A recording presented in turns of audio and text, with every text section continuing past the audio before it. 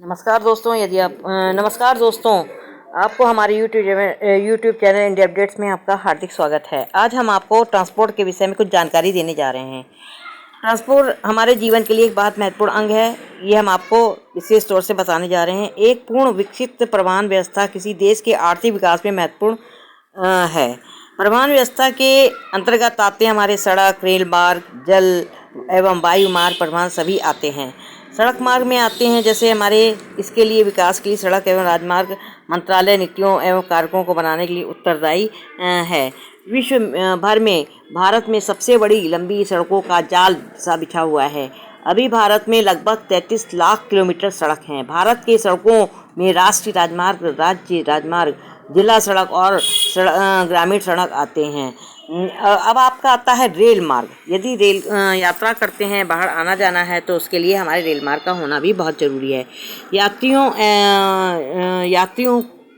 और माल की ढुलाई के लिए भारतीय रेल परिवहन का एक महत्वपूर्ण साधन है। ये भारत के दूरस्थ क्षेत्रों के लोगों को एक दूसरे के पास आने जाने में सुविधा मिलती है। इतना ही नहीं, ये कृषि और उद्योग के विकास के लिए महत्वपूर्ण भूमिका भी निभाते हैं। रेल मार्ग हमारे जीवन के लिए बहुत ही ज़्यादा ज़रूरी है। ये आर्थिक दृष्टि से औद्योगिक एवं सामाजिक विकास में महत्वपूर्ण भूमिका निभाती हैं। दूसरा आता है परिवहन में जल मार्ग।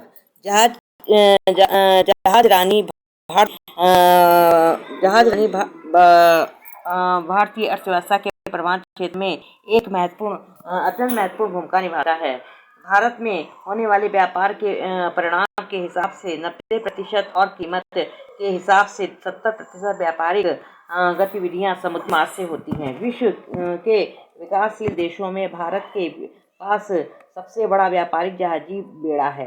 भारत में 12 बड़े बंदरगाह हैं जो कि सीधे केंद्र की देखरेख में चलते हैं। इसके अतिरिक्त लगभग 200 छोटे बंदरगाह भी पाए जाते हैं।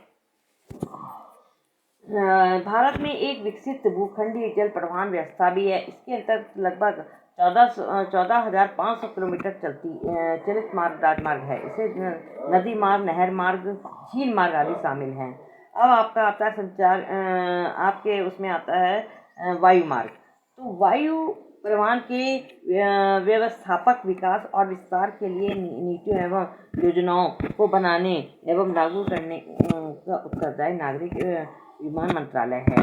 प्रारंभ में हवाई यात्रा बड़ी महंगी थी और ये आम आदमियों के पहुंच से दूर थी, लेकिन अब बहुत सी निजी एयरलाइंस होने के कारण भाड़ों की कमी आई है। इसके परिणामस्वरूप प्रतियोगी दरों में भी आम लोग के लिए हवाई यात्रा आसान एवं उनकी पहुंच में आ गई है।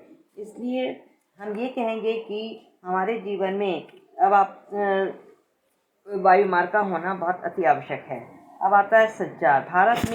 आज भारत की डाक व्यवस्था बहुत ही अच्छी पाई जाती है। तो डाक सेवा विश्व की सबसे बड़ी सेवा है। अभी देश में करीब 1,55,00,000 डाकघर हैं। भारत में एक विशिष्ट टेलीकॉम आधारभूत संरचना विकसित है। ये विश्व का 5वां सबसे बड़ा टेलीकॉम सर्विस है। इसलिए नमस्कार। सो फ्रेंड्स, यदि आपको मेरा यूट्यूब चैनल इंडिया अपडेट्स पसंद आया है तो इसको लाइक और सब्सक्राइब करना ना भूलें। आगे मिलते हैं। सो फ्रेंड्स, धन्यवाद।